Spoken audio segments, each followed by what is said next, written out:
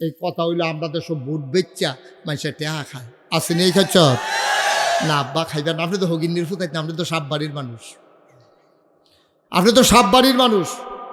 আপনারা এখন অনেকে ভুইয়া আছে, অনেকে হুজুর আছে, অনেকে সরকার আছে, অনেকে চৌধুরী আছেন, অনেকে মিয়া বাড়ি আছে। আপনারা তো যেমন তেমন মানুষ না আব্বা, আপনারা সবাই আমার থেকে দামি মানুষ। আমি বিশ্বাস করি আপনারা আমার চাইতে সবাই দামি মানুষ। তাহলে আপনারা এত দামি মানুষটি আপনি বুট বেচ্চা টেহা খাইতেন কেরে? আপনি নিজেরটা তো নিজে বেচ্চা খানে, আপনি আরেকটা যেই কাম করে বসেন, এটাও কি কইলে তোমরা হাসা?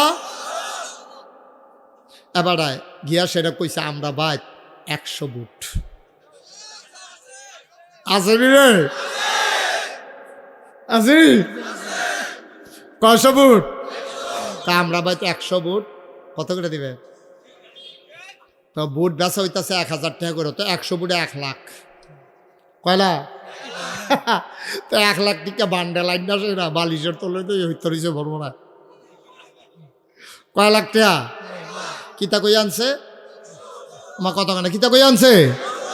আমরা বাইত কয়শো বুট? এই কথা কইয়া প্রতি বুটে 1000 করে 100তে 1 লাখ টাকা আইন না বালিশের তলে হইতে রয়েছে। তো বেডিয়ে যখন ঘুমাইতে আইছে, ঘুমের সময় তো বেরিয়ে কইছে হেউন যান ঠেলা দিছে আর কি, বালিশ লইরে উঠছে, বছরই টেহা বাইয়া উঠছে।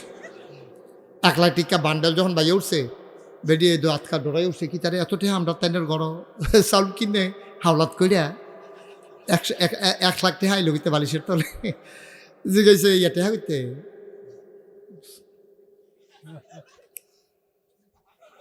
কিতে রে কিতা কইতে টেহা পেলেন কো?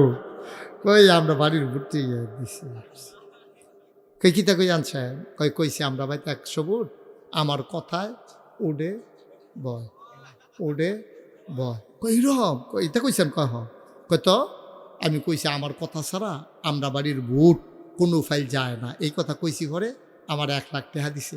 বেরিয়ে সেইটা দমক দিয়া সেটা কইতাছে আপনি এই 100 বুট আপনার কথা বেশি উড়ে আর বয়। আমি যে আপনার বউ, আমি আপনার কথা শুনিনি, আমি 100 বুট দিচ্ছে, আমি চিতাই রাখছি না কখনো বুটটা।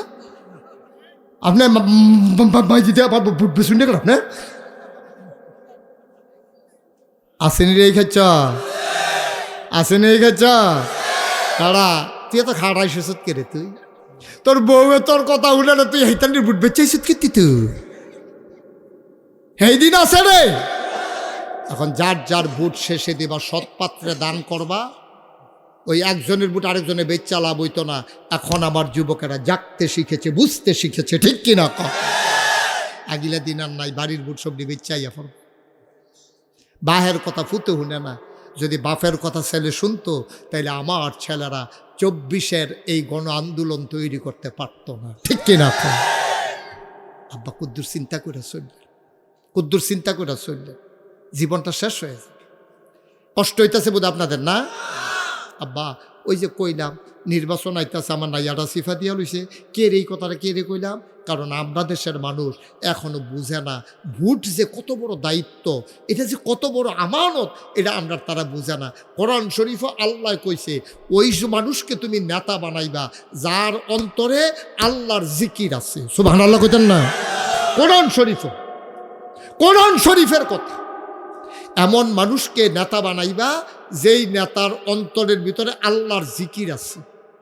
এখন ওই যে কইসলাম আমরা যারা নেতা দাঁড়াইছে, এখন আপনারা সবাই চিনেন।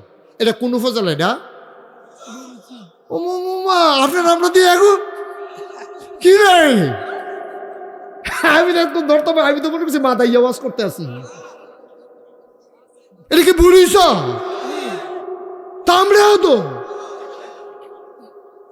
ভাইও আব্বা কুদ্দুর চিন্তা করি, কুদ্দুর চিন্তা করেন ও আব্বা, কুদ্দুর চিন্তা করেন। জবাব দিতে হবে আল্লাহর কাছে।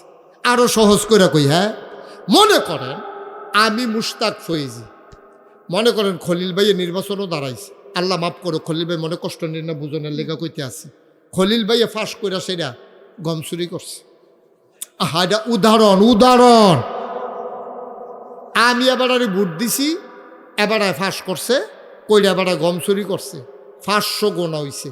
সাদা কাগজও লেহেন হগলে, না হইলে মনের কাগজও লেহেন, মাসালা শুনেন। এবারে আমি ভোট দেওয়ার কারণে নেতা হইছে, নেতা হওয়ার কারণে গম চুরি করছে, গম চুরির কারণে এবার আর 500 গোনা হয়েছে। আপনার আর বিবেক কি কয়? এবার আর যদি 500 গোনা হয়, আমি কিছু গোনার বাঘ পাইনি, কোনো মেল দরবার লাগতো না, বাজগেও বইয়া থাকে খলিল ভাই কটা গোনা দিয়েন, এই কথা কখনো লাগতো না। অক্কের হুইটা থাইকা আমি ঘুমের তো উঠটা দেখাব আমার আমল নামাত 250 গোনা লিখে রয়েছে। করতে রাইল ওই বুড়াতে ঠিক নি রে, আমার কথা না ঠিক নিও, কথা তো সত্য। আমি যদি বুট না দিতাম খলিল ভাই নেতা হয় না, খলিল ভাই নেতা নইলে গম চুরি করে না, গম চুরি না করলে 500 গোনা হয় না, 500 গোনা না করলে আমি আর 250 পাউন্ড লাগে না। মাছ ধরুন্যার যেই বাঘ ডুলারা হইন্যারও হেই দাও বুট কি চালাও দিয়া।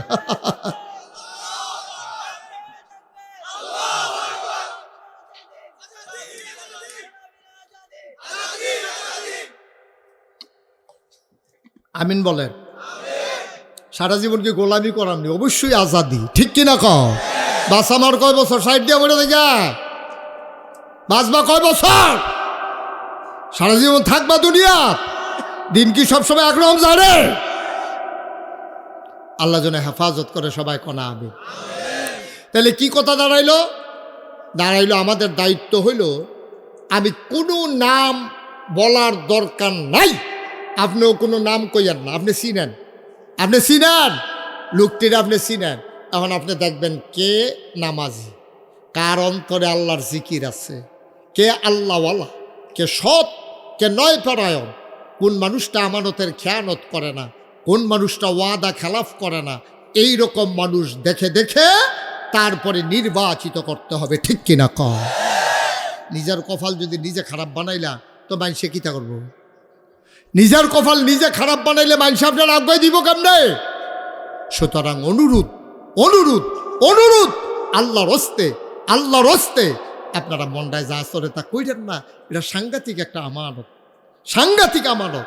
আর আমরা দেশ আরো খাচ্ছত খারাপ আছে, কত আর কুতুর কইলে তা আল্লাহ দিয়ে শুরু করছেন এমনি, তো বাহির দিন যাইব কেমনে এটা তো বুঝে যাইতে আছে। আব্বা কুদ্দুর চিন্তা করতেন না? ঘুমের তুইটা মেসোয়া কেনা বিচারবেন, ঘুমের তুইটা টয়লেট পেপারে না বিচারবেন। আপনি এইটা বাদ দিয়ে আসেন দিকে লোক কইয়া সেটা আপনি সিল্লান দিয়ে উঠছেন, এবারে হেবিড়ি জিগেছে, পরে কইতেছেন আখিস বিড়ির প্যাকেটটা, আপনি কি আখিস বিড়ি বিচারণের কথা আছি?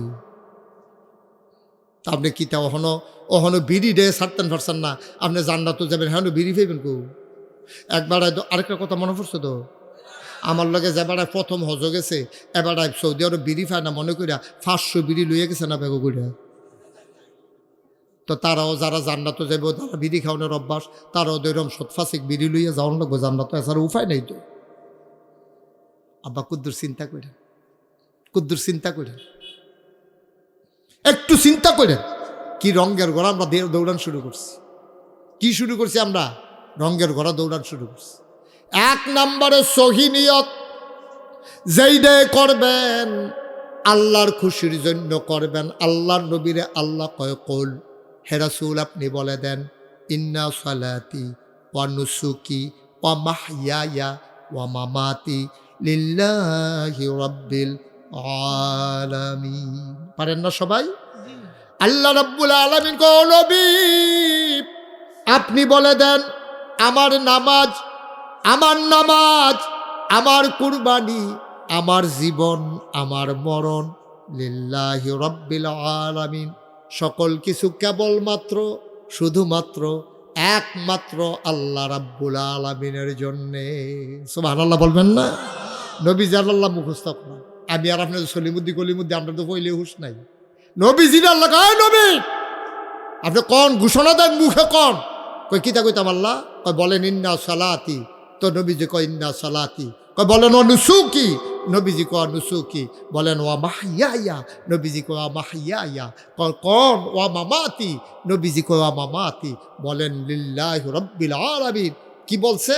আমার নামাজ, ইন্না সালাতি আমার নামাজ, ওয়া নুসুকি আমার কুরবানি, ওয়া মাহইয়ায়া আমার জীবন, ওয়া মামাতি আমার মরণ, লিল্লাহি রাব্বিল আলামিন শুধুমাত্র কেবলমাত্র একমাত্র আল্লাহ রাব্বুল আলামিনের জন্য। ঠিক কিনা কন? আমার নামাজ কার লাগিয়া? আমার রোজা কার লাগিয়া? আমরা যা শুরু করছি আমরা তো আল্লাহর লিগা ভালোই করি, দুঃখে কলজাটা ফাইটা জায়গা এই ওয়াজ আর করতে ইচ্ছা করে না।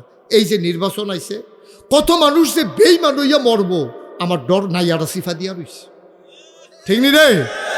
কত মানুষ যে বেইমান হইয়া মরবো অকরে সত্য আমার নাইয়াটা সিফা দিয়ে। আপনারা আমি পছন্দ করি, আপনার হুজুরে আমার নাম ঘোষণা করার আগে কিতা কইছে শুনছেন? কইছে আমরা কলজার হুজুর, আমরা চোখের মণি হুজুর। এখন আপনারা যে আমি কলজা, আপনার যে চোখের মণি, আমার দায়িত্বটা অত বেশি। আমার তো কেড়াই কি তার রাগ হইলো খুশি হইলো এটা আমার হুনানোর সময় নাই তো। আমি কথা কয় আমি, আপনি রাগ হইলে হইবেন, বেজার হইলে হইবেন, ঠিক কিনা কয়? না না এটা ঠিক না তো, বেঠিক হইলেও আমি কইতে হইব তো এটা আমার। তোমরা ঠিক কবার বেঠিক কো, আমি কোনো সাইডে পারতাম না। কারণ যার দায়িত্ব বেশি তার জবাবদিহিতাও বেশি, যার মর্যাদা ফদ বড় তার দায়িত্ব বড়। এর লেগে নবীজি কইছে কুল্লুকুম রাইন ওয়া কুল্লুকুম মাসউলুন আন রায়াতিহি। তোমরা সবাই রাখা, যার যার রাখালির ব্যাপারে সবাই জবাব দিতে হবে। এই খলিল হুজুরের যে দায়িত্ব, এটা মন খারাপের কিছু নাই। খলিল হুজুরের যে দায়িত্ব আমার এই দায়িত্ব না। খলিল হুজুরে মাহফিলের সময় যেই লোক আসিল আমার সময় কোনো এই লোক না, আরও বেশি লোক। তো এবারে 5 জনরে বুঝাইছে, আমি এখন 500 লোকের বুঝাইতাম গেলে আমার দায়িত্বটা বাইরে গেছে গা। আমার দায়িত্বটা কম নাই আব্বা, আমাকে বলতেই হবে। আমি যদি আয় খোলা আসো, কলজার টুকরা আসো, ভিতরে আসো, আসো তোমরাও ভিতরে যাবো। আরে ফলাফাইন্ডি শীতের ভিতরে রে, ভিতরে মানুষের শ্বাসের নিকুতুর গরম লাগে শরীরে। আইতাছে না মাসাল্লাহ, তুমি ভদ্র ছেলে, আসো। সাপ বাড়ির লোকে মাহফিল দো, ফলাফাইন্ডে তো কিছু কিছু সাবে, ওর দিকটা সাপ আর কি। আমিন বলো। যেই কথাটা কইতাম সব খোলা খেয়াল করো, খুব খেয়াল। এখন আমি জিয়াপুর গ্রাম দিয়ে একটা যাইতাছি বিকালবেলা। তোমার নাম নাকি তো দাওয়াত দিতে গেছি? কামরুল। হ্যাঁ কামরুল, হাসান, হাসান কইলে চিনে বলা হয়। আচ্ছা বুঝছি, হ্যাঁ এই কামরুল। তা আমি এখন জিয়াপুর দিয়ে মনে করেন গাড়ি দিয়া যাই, খেয়াল করে মনোযোগ নষ্ট করে লইব। আমি নাই যাইতে আসি পুকুরের ফাড়ি দিয়া গাড়ি লইয়া, শুধু একটা বাচ্চা ফানির মধ্যে খেলতে আছে। এই বাচ্চাটা ফানির তলে গেলে জাগাত মারা যাইব, এরকম বাচ্চাদের সাঁতারও জানো শুধু আর কি। তে কেমনে কেমনে ছুটে ছুটে আবুর ফাইরা তে আইয়াফর চক্করে ফহিরের ভিতরে তে এরকম।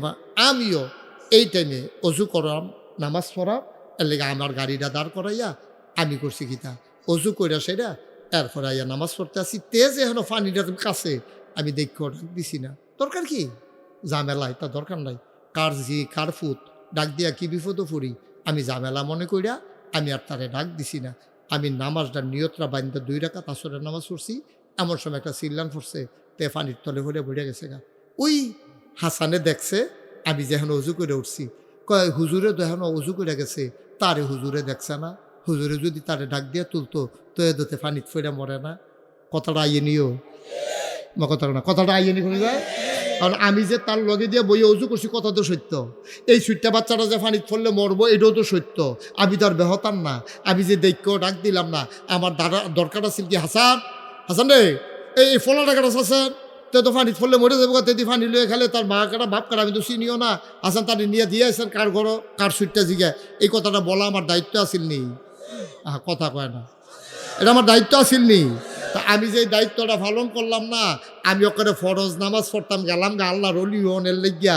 এই সুইটটা বাচ্চাটারে যে আমি ডাক দিলাম না, এরপরে যে বাচ্চাটা ফানিত ফুটা মারা গেল, তার মা তার বাপে সারাটা জীবন আমার নামটা উঠলে কি কয়, কাউ এই হুজুরের কথা কইও না, এবারে ভিতরে মানুষ না এবারা। এবারে আমার ফুতেরে দেখা ডাকটা দিলে কইলাম কারবার হয়ে গেছিল গা, আমার ফুতে আর ফানিত ফুটা মরে না। এবার আর হুজুরের মনে দয়া মায়া নাই, এবার দেখকেও একটা ডাক দিল না। এই কথাটা সারা জীবন তার মা বাপে কইবনি রে, মা কথা কেন কইবনি? এটা সত্য, কোয়ার কথা। এটা না কইলে হেডে হইলো অন্য কথা, কিন্তু এটা কোয়ার কথা। আমি মুশতাক ফয়জিব বাচ্চাটারে দেখকে একটা ডাক দিলাম না। আচ্ছা আমি ডাক দিলে বাচ্চারা কোনো আমার ডাক শুনতো না, তে তো খেলাত মজা পাইছে, তে সুবানি খেলে যে কিতা হয় তে ধর এটা জানে না, ছোট মানুষ না। এখন আমি ডাক দিলে তে কি যাইব না কানবো? কানবো, খুঁড়ি দিয়া থাকবো। এখন খুঁড়ি দিয়া থাকলে কে তারে কি সাইডা দর না ডানার দইরা টান দেও? ডানার দইরা টান দিলে তে যাইতো না, চাইলে তারে কি এমনি সাইডার জন্য থাবড়া দেও? থাবড়া দিয়ে হইলো তারে কইতে হইব, গো এটা কার ফুট গো, এটা তারে নেন স্যার, তেদি পানি ফুলে মরতে আছে। তখন হেবিডাই এসে কি কয়, হুজুর দিলেন না কেন তারে দুইটা? এবিডির ফুতের সুইয়া সাউন জানা ফ্যাস লাগিয়া যাইগা, আর এবিডি নিজে কই হুজুর তারে দুইটা দিলেন না কে রে, তে তো বেশি শয়তান হয়ে গেছে, তাদের সাইয়া রাখতাম পারি না। বা এইটা হলো দায়িত্ব, ঠিক কিনা কর? কুল্লুকুম রাইন ওয়া কুল্লুকুম মাসউলুন আন রায়াতিহি। তোমরা সবাই রাখাল, কিয়ামতের ময়দানে জবাব দিতে হবে রাখালির ব্যাপারে। আমি যদি আমার রাখালিটা ঠিক মতো না করি, ফলাফাইনে যে আমারে দাওয়াত দিয়ে আনলো, আমি যদি উচিত কথাটা না কই, কিয়ামতের ময়দানে আমার আল্লাহ আমাকে ছাড়বে না, ঠিক কিনা? আল্লাহ ডাক দিয়া কবে ওয়াজি হইছে, এদিকে আসো। মুস্তাক ফয়েজ এদিকে আয়। আমারে ডাক দিয়া কবে আক কর। আমি তো মনে করছি হুমিও ওষুধ খাওয়াই জিব্বা বার করতাম, কয় আমি তো বুঝছি না রে, জিব্বা বার করণের লোকে ঘষ করে ধইরা লোয়ার কেসি দিয়া ঘচ্ছর ঘচ্ছর ঘচ্ছর ঘচ্ছর ফুসাইয়া আমার জিব্বাটার এত কাটটা লাইব রে, ঠিক কিনা রে? তার যদি আমারে যদি কথাটি না কই, আমার জিব্বাটা তো আল্লাহ কাটটা লাইব আগুনের কেসি দিয়া। হাদিস হাদিস। আমি যদি উচিত কথাটা না কই, সেটা দেওয়া দরকার। আর সামান্য একটু এরপরে সেটা দেবো ইনশাল্লাহ। আমিন কর। সাদা গেঞ্জি 67 বয়লাও বয়ালা সিফা দিয়া কি একটা পজিশন লইতে খেলুইছে পকেট হাত দিয়ে সাববাড়ি তার সাববাড়ি। আজ সবাই বসো, আমিন কম। আরেকটা কথা কই, হ্যাঁ, আরে নবীর জীবন কেমনে গেছে রে। আল্লাহ রে নবী সাহাবারা কি মানাটা মানছে রে। গভীর মনোযোগ, একেবারে অস্থির হওয়ার কথা। আল্লাহ নবীর যারা সাহাবা তারা ছিল এমন, নবীর জন্য কলজাটা কাটটা দেওয়ার মতো মন মানসিকতা তারার ছিল। সুবহানাল্লাহ কয় না? এই শুনেন, নবীজি একদিন খুতবা দিতে আছে মসজিদের ভিতরে, কি মানাটা মানছে দেখেন তারা। নবীজি একদিন খুতবা দেয় মসজিদ, হঠাৎ করে পিছন দিক দিয়ে একজনে কথা কয়, নবীজির কানে আওয়াজটা গেছে। নবীজি ডাক দেবে, চুপ বসো। লোকটা বসে গেল, খুতবা হয়ে গেল, নামাজ হয়ে গেল। নামাজ শেষ করে সবাই দোয়া করে বের হয়। বের হইয়া গিয়া দেখে রাস্তার উপর একটা সাহাবা বসে আছে বাজারের ব্যাগ নিয়ে। আল্লাহ নবীর সাহাবারা গিয়া কয়, ভাই আপনি রাস্তার উপরে কেন বসে আছেন? কেন এখানে বসে আছেন? কয় রে, আমি এখান দিয়া যাইতেছিলাম বাড়ির দিকে, হঠাৎ করে নবীর একটা আওয়াজ শুনলাম, চুপ বসো।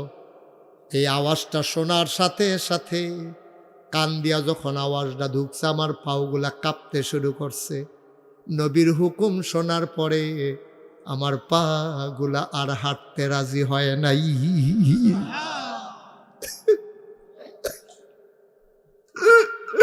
নবীজি বলছেন বসো। এটা শোনার পরে আমার পা আর হাঁটতে রাজি হয় না, জায়গায় বসে গেল। আমি আর হাঁটতে পারি নাই। সাহাবায় কয়, তুমি কেন এই বৈশা গেছো? তোমারে তো বলে নাই। মসজিদের ভেতরে একজন লোক কথা বলতেছিল, তারে এনা নবী ধমক দিছে, তুমি বৈশা রইছো কি করতে? তোমারে তো বলে নাই বসার জন্য, যাও চলে যাও।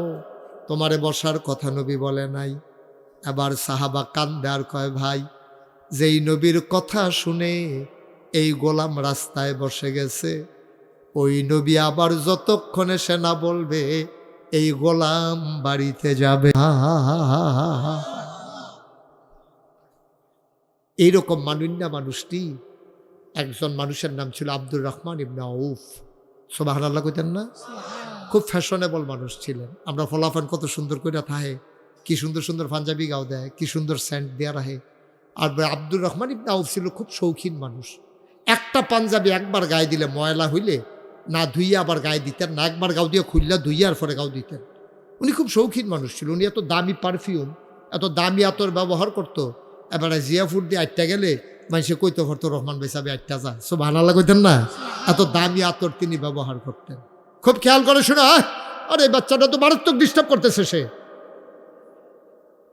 তুমি এনে বসে এরকম করতেছো কেন? এটা ধরো, এটা টানো,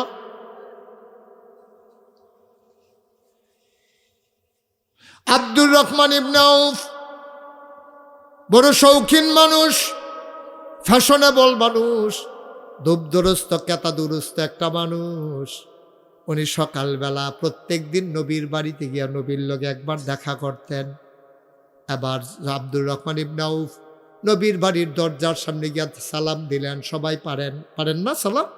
সবাই পড়েন, আসসালাতু ওয়াসসালামু আলাইকা ইয়া রাসূলুল্লাহ, আসসালাতু ওয়াসসালামু আলাইকা ইয়া হাবিবাল্লাহ, আসসালাতু ওয়াসসালামু আলাইকা ইয়া শাফিয়াল মুজনুবিন, আসসালাতু ওয়াসসালামু আলাইকা ইয়া রাহমাতান লিল আলামিন। সুবহানাল্লাহ বলবেন না? ভেতর থেকে একজন লোক বের হয়ে আইসা কয়, কারে ডাকেন? আমার নবী কই? কয় নবী তো বাড়িতে নাই। কয় গেছে কই বলতে পারবো না। লোকটা অস্থির হয়ে গেল। প্রতিদিন নবীর এক নজর না দেখলে আমি খাইতে পারি না, ঘুমাইতে পারি না, আর আমি আইসা দেখি নবী নাই। লোকটা অস্থির হয়ে গেছে।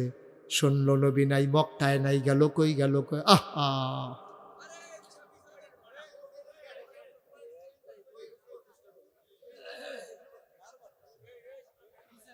একটা মিনিট কথা কইতাম পারিনি, দেখ একজনে একটা দুষ্টামি শুরু করে। আস্তে থাক, সবাই কনা আমিন।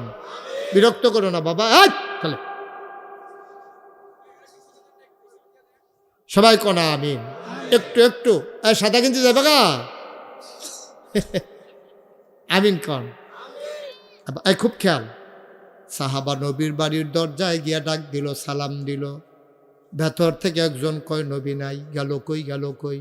লোকটাও স্থির হয়ে গেল।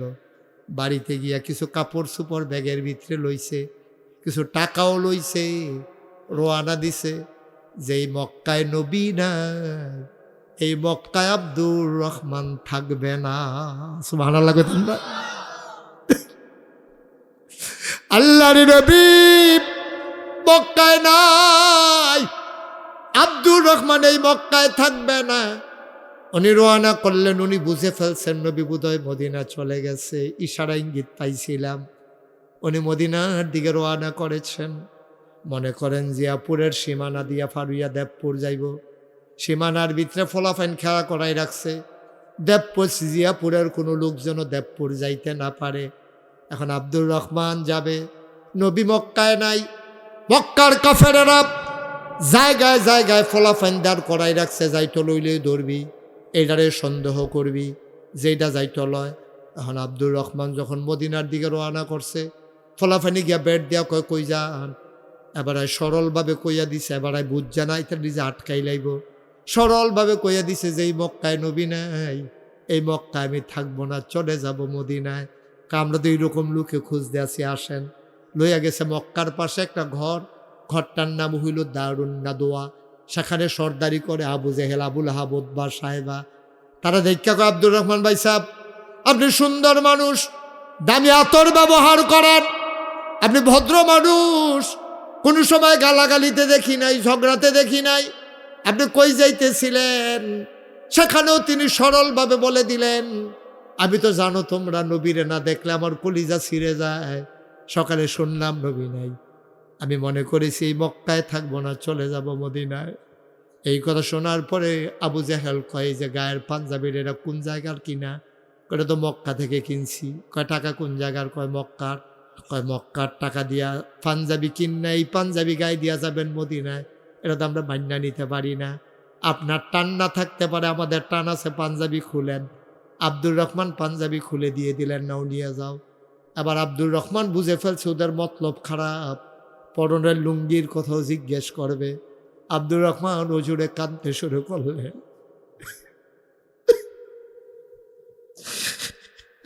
আব্দুর রহমান ডাক দেখো, ভাই আমার খেজুরের বাগানগুলো তোমরা নিয়ে যাও, আমার জমানো টাকাগুলা তোমরা নিয়ে যাও, তোমরা আমার লুঙ্গি খুইলে আমারে শরম দিও না ভাই, আমারে ছেড়ে দাও, আমি তোমাদের কথা মতো আছি, আমি কিচ্ছু নেব না, আমারে ছেড়ে দাও।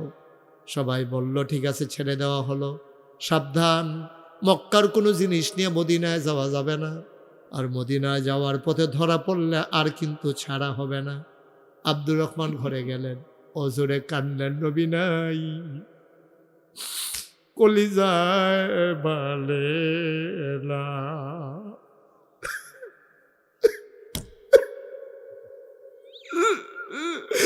আব্দুর রহমান সবাই ঘুমায়, ওনার চোখে ঘুম নাই, নবী নাই, ওনার চোখে ঘুম আসে না। শেষ রাত হয়ে গেল, যুবকেরা সীমান্ত পাহারা দিতে দিতে ওরাও যখন ঘুমিয়ে পড়ল, আব্দুর রহমান একটা লুঙ্গি পরনে নিয়ে খালি গায়ে তিনি বের হয়ে গেলেন, কেউ যেন সন্দেহ না করে। তিনি হাঁটতে শুরু করলেন, মক্কার বর্ডার তিনি ক্রস করে ফেললেন, মদিনার সীমান্তে ঢুকে গেলেন। যতক্ষণ সূর্য না উঠে রাতের বেলা হাঁটতে শুরু করলেন। দিন হলে পাহাড়ের গুহায় গিয়া লুকায়, খেজুরের বাগানে গিয়া লুকায়, আর রাতের বেলা হাঁটে। এমন করতে করতে করতে করতে দিন যায়, রাত যায়, খাওয়া নাই, বিশ্রাম নাই, ঘুম নাই। সুন্দর মানুষটা ধুলায় মলিন হয়ে গেল, চুলগুলো তার উস্কো খুস্কো, দাড়িগুলো তার এলোমেলো, চোখগুলো গর্তে চলে গেল, বুকের পাঁজরগুলো এখন গোনা যায়, হাড্ডিগুলা বেসে গেল, পেট পিঠের সাথে লেগে গেল খিদার জ্বালায়। আব্দুর রহমান মদিনা তো আর পায় না। শেষ রাত তিনি একটা খেজুর বাগানে গিয়া লুকালেন। লুকানোর অবস্থায় হঠাৎ করে শুনলেন ওই মসজিদের মিনার থেকে ঘোষণা আসলো, আসসালাতু খায়রুম মিনান নাওম।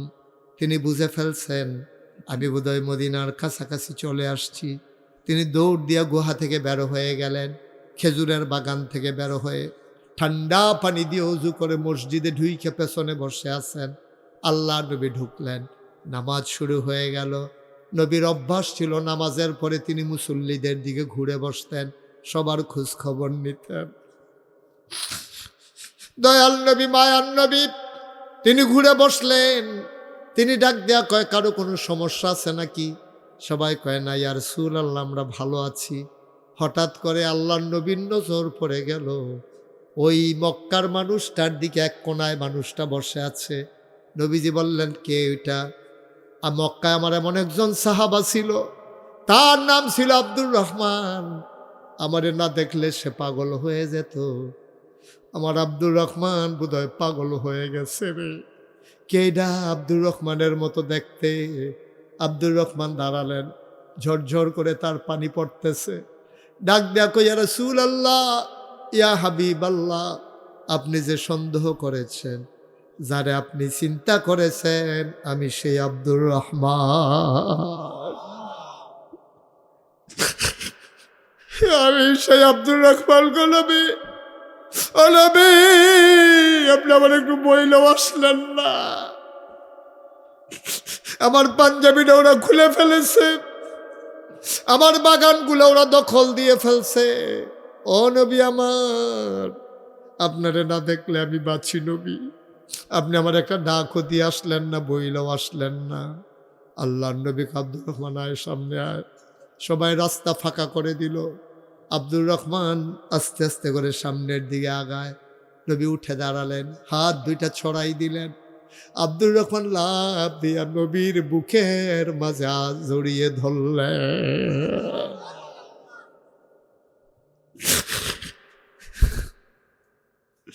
আব্দুর রহমানের চোখের পানি দিয়া নবীর বুক ভিজে যায়।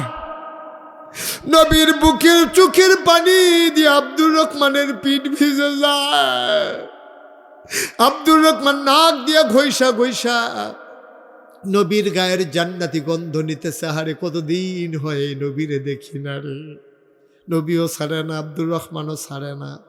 এবার আব্দুর রহমান ডাক দেয়া কয়, নবী গো, ও নবী, কি অপরাধ আমি করেছি? কোনোদিন কাউর একটা গালি দেই নাই, কোনোদিন কারো টাকা মেরে দেই নাই, কোনোদিন কাউকে কোনো ক্ষতি করি নাই গো নবী। কি অপরাধটা আমার? ওরা আমার লুঙ্গির পাঞ্জাবিটা খুলে নিয়ে গেল, টাকা নিয়ে গেল, আমার আসতে দেয় না, আমার আটকে রেখেছে গো নবী। কি অপরাধ আমার? অন্যায়টা কি আমার? আল্লাহর নবী কয় সবার তো একটাই অপরাধ। আল্লাহ কোরআনুল কারীমে 30 পারায় সূরা বুরুজের ভিতরে ঘোষণা করে দিলেন যে ওয়ামা নাকামু মিনহুম ইল্লা আইয়ুমিনু বিল্লাহিল আজিজিল হামিদ। কারো কোনো অপরাধ নাই, সবার একটাই অপরাধ। ওয়ামা নাকামু মিনহুম, তোমাদের কোনো অপরাধ ছিল না, একটাই অপরাধ। ইল্লা আইয়ুমিনু বিল্লাহিল আজিজিল হামিদ, ওই এক আল্লাহর উপরে ঈমান এনেছো, এটা ছাড়া মুসলমানদের আর কোনো অপরাধ নাই। ঠিক কিনা? আমাদের একটাই অপরাধ, আমরা এক আল্লাহর উপরে ঈমান এনেছি। ঠিক কিনা বলো? এই অপরাধে যদি অপরাধী হওয়া লাগে, আমরা সেই অপরাধে অপরাধী হয়েই আল্লাহর দরবারে হাজিরা দিতে চাই। রাজি আছি না আমরা সবাই ইনশাআল্লাহ? সুতরাং শুধু মুখের কথা নয়, শুধু মুখের কথা নয়, কাজের মাধ্যমে প্রমাণ করে দিতে হবে আমরা আল্লাহর পথে আসি। মুখে বলবেন আল্লাহর পথে আসি, কাজ করবেন শয়তানি কাজ। মুখে বলবেন আল্লাহর পথে আসি, নামাজ ছেড়ে দেবেন। মুখে বলবেন আল্লাহর পথে আসি, আল্লাহওয়ালা মানুষ বাদ দিয়া অন্য মানুষকে নেতা বানাই দেবেন। আল্লাহওয়ালার পরিচয় এটা না। ঠিক কিনা কও? কথা যেন মনে থাকে, কথা যেন মনে থাকে। আল্লাহ যেন ওইভাবে আমাদেরকে হেফাজত করে, আমরা যেন ওইভাবে নিজেদেরকে তৈরি করে নিতে পারি। পারবো না ইনশাআল্লাহ? পারবো না ইনশাআল্লাহ? নিজেকে ওইভাবে তৈরি করে নেবেন। নাজরানা পেশ করতে হবে। সেই জমানায় 313 জন সাহাবা যা পারলো, আমরা 1000 মানুষ কেন তা পারলাম না? কেন পারলাম না? আজকে এই পৃথিবীতে 200 কোটি মুসলমান। আর আরবের মক্কা, ওই মক্কা থেকে মদিনায় যখন হিজরত করলো নবীজি, আর মক্কার মানুষগুলো যখন আক্রমণ করলো, তখন মাত্র মানুষ ছিল 313 জন। কয়জন? কথা কতজন? 313 জন মুসলমান 1000 বীর সৈনিকদেরকে পরাস্ত করে সেদিন ইসলামের কলেমা খচিত পতাকা পথ পথ করে উড়িয়ে দিয়েছিল বাংলার আকাশে। আফসোস লাগে এই 2026 সাল, 1971 সালে দেশ স্বাধীন হয়েছে। 1947 সালের 14 আগস্ট ইংরেজরা এই ভারতীয় উপমহাদেশ থেকে বিদায় হয়েছে। 200 বছর ইংরেজরা শাসন করছে আগে, এরপরে 23 বছর পাকিস্তানি। এখন বাংলাদেশ স্বাধীন হয়েছে 54-55 বছর হয়েছে। ও আমরা যদি কোনো মজা পাইয়া গেলাম না, স্বাধীনতা কারে কই বুঝা গেলাম না। আমরা দুঃখটা কিতা, আমরা কষ্টটা কিতা? আমরা দুঃখ একটাই, আমরা সংখ্যায় 18 কোটি, কিন্তু প্রকৃত ইমানদার আমরা হইতে পারি নাই। নাইলে আজ্জা 26 সালে আইও কে ইসলামের কথা কখন লাগতো? 26 সালে আইয়ে কেন ইসলামের কথা বলা লাগবে? আমরা কি বোকা? আমরা তো সব বুঝি। সনের ঘরের জায়গায় টিনের ঘর হইছে, টিনের ঘরের জায়গায় বিল্ডিং হইছে, একতলার জায়গায় 5 তালা হইছে। মাশাল্লাহ, ফোন আসিল না, মোবাইল ফোন হইছে, কুরিয়ার সার্ভিস হইছে, ফলাফাইন বিদেশ গেছে। আমরা জীবনে খেতাগাঁও দিয়ে ঘুমাইয়া কুলাইতাম পারছি না। সেই জায়গার ভিতরে তখন বিদেশি কম্বল, তাও আবার ডাবল লেয়ার, 2 ফল্লা কম্বল, গাম সুইটটা জায়গায় ভিতরে ঢুকলে। আর আগের দিনের তারা ফলাবে না রে শীতের ভিতরে রে। অহন তো ফুটান কথা মনে পড়ে যেতেছে, তারা রে জিগাইও শীতের ভিতরে সকালবেলা ঘুমের তো উঠছে না। ঘুমের তো উঠলে তো শীতে দৌড়া লাগব। আব্বার নামাজের লুঙ্গিরা, শুক্রবারের লুঙ্গিরা ফাতারে কইরা এই তার এমনি খাড়া করাই সেরা আম্মায় বক্তব্য ফাটাইতো। তে যাইব কেমনি শীত করে তো ফিস নিচে হাফ প্যান্ট উফরে দিয়ে এরকম লুঙ্গিটা ফাতারে কইরা গাড়ির কাছে গিট্টু দিয়া। মনে আসেনি রে? মনে আসেনি? হ্যাঁ, আমাদের লুঙ্গিটা ঘাটটার কাছে দিয়ে গিট্টু দিয়া এই 1 মুঠ মুড়ি ধরাই দিত। তে কান্ত আর সাবাইতো। এ বাইয়া বাইয়া তার চোহের পানি পড়তে আছে, বক্তব্য গেছে পরে ফাঁকা না, শীত করে না, নিচে তো আডু পর্যন্ত উড়াত পর্যন্ত উদাম তো উফরে দিয়ে না লুঙ্গি। এরপরে এই শীতের ভিতরে ঢুকতো পরে ফলাফাইন আইস দিয়ালে তো কি ধরে তোর দিয়ে হাত নাই, তা আইস দিয়া কই তো আছে ভিতরে, মনে করো না নাই লুঙ্গির ভিতরে হাত। এইরকম কইরা কত কষ্ট করে আমরা ফলাফাইনে বড় হয়েছে। আর ওহন মাশাল্লাহ কি ডাবল লেয়ার কম্বল, জ্যাকেট। আমি তো এবারের যে শীত, আমি সবজি শীতের কাপড় নামাইও সারছি না, শীত শেষ। আমার আরও শীতের কাপড় আছে, খলিল বেন ওই লেখবার গেছে আইব, অনেক শীতের কাপড় আছে আমার, কিন্তু আমি সবজি নামানোর আগেই দেখি শীত শেষ। আমার একজনে একটা শাল দিছিল আমারে, শালটার দাম হইল 1,10,000 টাকা। এইটারে কেমনে কেমনে বুঝাইয়া হনাইয়া আমি ফির সাহেব এই কথা কইয়া এটারে কিনছে 60,000 টাকা দিয়া। এই শালটা সত্য ব্যাগ লইয়া ঘুরতে আসি, একদিনও গাও দিতাম পারছি না। একটা দিনের লেগে যদি গাউ দিকে আমার শীত নাই দেবো, এটা গাউ দিয়ে আটলে মাইসে করবো বেহতারা না, এই শীতের ভিতরে আপনার সাদর করতে আটে কিন্তু খলিলে বেড়েছে কত মানুষ কয় না। আহা কি তা কয় আমি কইছি কিচ্ছু হেন যেটা আমারে কই লইলে। আব্বা এই তো জীবন। হ্যাঁ আমরা কত আগবেলেছি না মাশাল্লাহ। সনের গড়িতে টিনের ঘর হয়েছে, টিনের গড়িতে বিল্ডিং হয়েছে, একতলার জায়গা পাঁচতলা হয়েছে। তারপরে এত আফগান না মানুষ, এত বুঝুন না মানুষ, এত বুঝুন না মানুষ, হ্যালো কই আমেরিকার লোকে কথা কয়। এত মাশাল্লাহ ভালো গেছে। আমি যখন জিয়াপুর আইছি, আমি তো একটা ঘরের আমি আসতাম জিয়াপুর বেঁধে কখনো এইটাতে ওই যে একটা শুধু একটা ঘরে হুজুরের ঘরটা বেঁধে টিনের ঘর নিয়ে বসতেন যে। হ্যাঁ আলাউদ্দিনে আসতো তো আলাউদ্দিনে না, আমি এখন আনছিলাম আমার একটা স্টুডিও, একটা আলাউদ্দিনে যে রুমটা থাকতো এই রুমটার ভিতরে নিয়ে আমার আলাউদ্দিন তখন ছাত্র ছিল, আমার দাওয়াত দিয়ে আনছে। আমি বেবিটিক্সি লইয়া আসলাম শীতের ভিতরে। আমি এই শীতে যেই কষ্ট পাইতাম তখন বেবিটিক্সি সাইডগুলো দিয়ে বাতাস লাগে না, আমার তো একবার ফলাফেনে মনে করছে বেরিয়ে ঘটনাটা কি করে দিতাম রে। ওই যে আমি যে শীতের ভিতরে অনেক কাপড় ফেসাইছি যে 3-4 দিন ধরে সূর্য দেখা যাইতো না, আগে এরকম হইতো।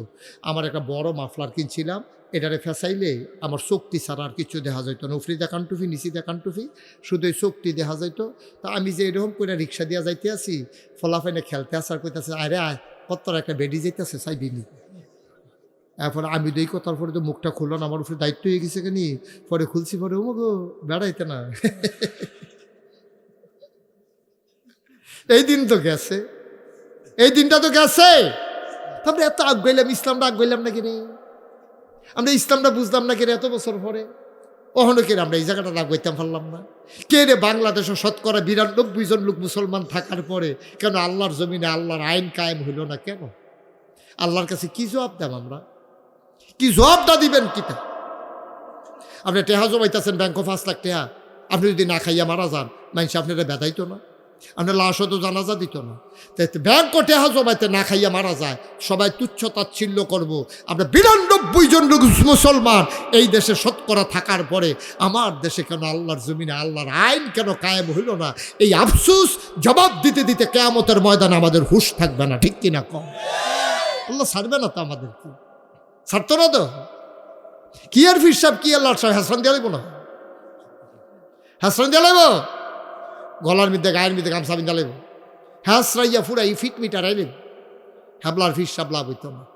আব্বা একটু নিজের জায়গা থেকে নিজের দায়িত্ব পালন করেন, নিজের দায়িত্ব পালন করেন, আল্লাহ বরকত দেবে, আল্লাহ বরকত দেবে, আল্লাহ ঢাইলা দেবে। নিয়ে কুলাইতে পারবেন না, আমিন কর। সব সময় সমাজটারে সুন্দর করবেন। আমরা ফলাফাইন গাইয়াইছে, আগে ফলাফাইনে দেখতাম গান দিত, যাত্রা, ফালা বই। তারপরে গিয়া অহনও আছে বিভিন্ন এলাকায় ওই বেড়া শিল্পী, বেডি শিল্পী আনে, তো বেড়া হইলো দুলাবাই আর বেডি হইলো শালি। বেডিয়ে শালিয়ে গান গায়, দুলাবাইও গান গায়। এডি হুননের লেগিয়া দুনিয়ার মানুষ এ দাড়ি দড়ি লইয়া ফেসাইয়া ফুসাইয়া গিয়া বইয়া থাকে। অহন তো আমরা ফলাফল অনেক আগাইছে, অহনার জায়গার জায়গাত গান নাই, বই নাই, সেই জায়গা দখল দিছে তাফসিরুল কোরআন মাহফিল, ঠিক কিনা কম? কপাল ভালো। এই ফলাফান্ডি যদি শয়তানিকরণের মত থাকতো, যুবক ফলাফান মিল্লা গান দিত, আপনারা মুরব্বীরা ধমক দিতেন পারলেন নই, এখানে দৌড়ে দৌড়ে ফিরতেন পারলেন নই। ফলাফাইনে কি তা না পারে? ফলাফাইনে তো এই দিক করলে করতে পারতো, কিন্তু বদলাই গেছে গা ফলাফাইনে। আমরা মুরব্বীরা এখনো বদলাইতাম পারলাম না, এখন বদলানো দরকার মুরব্বীদের, ঠিক কিনা কম? ফলাফাইন গেলেছে অনেক ফলাফাইন। আমি যে মাহফিলও যাই বিভিন্ন জায়গায়, অনেক ফলাফাইনে আমার গিয়া কান দেয় তো ধরা, হুজুর আমি তো নামাজ পড়ি, আব্বাই তো নামাজ পড়ে না, আমার তো বাপ। কথাটার ওজন কুদ্দুরা রে, আরে কথাটার ওজন কুদ্দুরা। হুজুর আমার তো বাপ, আমি তো নামাজ পড়ি, আব্বাই তো নামাজ পড়ে না, আমি দাড়ি রেখা দিছি। আব্বারে কত কইছি, আব্বা দাড়ি রেখা দেন রাখে না। এবার মিলে সরম করে কুটকুটা দাড়ি রাখলে আবার খাও শুনে কুটকুটা। তো তুই একটা চিরুনি হলো বাধ্য গলার মধ্যে, যেখানে কুটকুটানো শুরু করবো খাদ্য শুরু করবো। দাড়ি রাখলে তার কুটকুট হয়, বর্বর আর কিচ্ছু রাখলে কুটকুট হয় না। আরে আউযুবিল্লাহ বলো, সবাই বলো না আউযুবিল্লাহ। আয়ো কুদ্দুর চিন্তা করি, আমরা ফলাফেন ডাক গাই যাইতে আছে। এই ক্ষেত্রে আমরা যারা একটু বয়স হয়ে গেছে গা, আমাদের কিন্তু অনেক দায়িত্ব। আমরা দায়িত্ব লইতেন আগাই দাও, ঠিক কিনা কও? হ্যাঁ যুবকেরা, আমি তোমাদেরকে দায়িত্ব দিই, এই গ্রামও লেখাপড়া ছাড়া কোনো বাচ্চা কাচ্চা থাকবে না। তোমরা তালিকা করবা, জিয়াপুর গ্রামের ঘর কয়টা? তোমরা তালিকা করবা কোনো ফলাফাইন লেহাপড়ার বাইরে আসেনি, টেহা পয়সার লেগে লেহাপড়া করতে পারে না। তোমরা চান্দা তুল্লা যারা বিদেশে আছে তারা তো টেহা তুলে পাঞ্জাবি বানাই দিবা, মাদ্রাসার নেতা পূর্বর্তী করাই দিয়েইবা। এরপরে আমি মাদ্রাসার সুপার হুজুরে কইয়া দেবো, প্রয়োজনে বেতন টেতন মাফ করে দিব। তোমরা পাঞ্জাবি গাও দেওয়া তার বই টই খাতা মাথা কিনা তার স্কুল ব্যাগ দিয়া নিয়ে সেটা ফইলার দিন দিয়েই বা যুবকেরা মিল্লা হাসান কেটে কিছু বুঝো।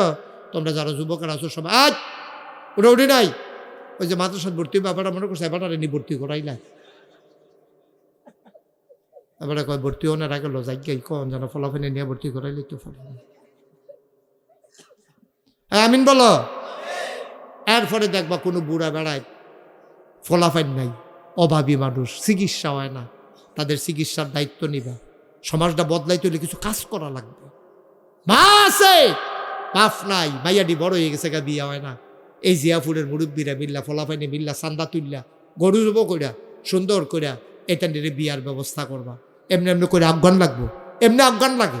এই যে আমি করোনার সময় আমরা তো ফির সাবরা খালি লোয়া শিখছি, দাওয়া তো শিখছি না, কিন্তু আমি মুশতাক ফয়েজি খবর লই আমার এলাকাত। আমি মুশতাক ফয়েজি করোনার সময় এই ব্যাগ বাজার কইরা কইরা গাড়ির ফিসে লইয়া রাইতের 12টা 1টার সময় গিয়া ঘুরা ঘুরা আমি এই মানুষের যিনি অভাবী গরিব আমি তো চিনি, আমি তারার ঘরে ঘরে গিয়া ডাক দিয়া রাইতের 12টা 1টা খুলে না দরজা খুলে কই কেডা, আমি ফিসা বুঝু না। দরজা খুলছে, পরে আমি ব্যাগটা দিয়েছিলেন, সপ্তাহখানেকের বাজার আছে এটি খান। দেখি আমি তো গরিব মানুষ, সামর্থ্য হইলে আবার ইনশাল্লাহ দেওয়া যায়। কয়েকদিন করোনা লাস্টিং হয়, কখন যেত না, দিছি।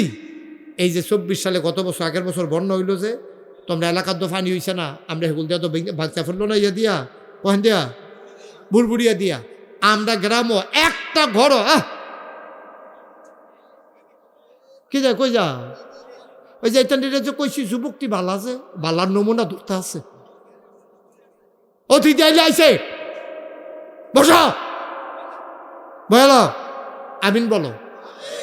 তা আমি করছি কি তাই বন্যার সময় আপনার এলাকাতে গেল ফলাফানি আমারে দেখবো, আমি এই বুক ফানি ভাঙ্গা ভাঙ্গা মানুষের ঘর গিয়া গিয়া এই চাউল মুড়ি, তারপরে চাউল ডাইল চিরা মুড়ি লইয়া গেছি। বেডিতে কান্দে, হুজুর আপনার মতো মানুষে ফানিত নেই মালিছে।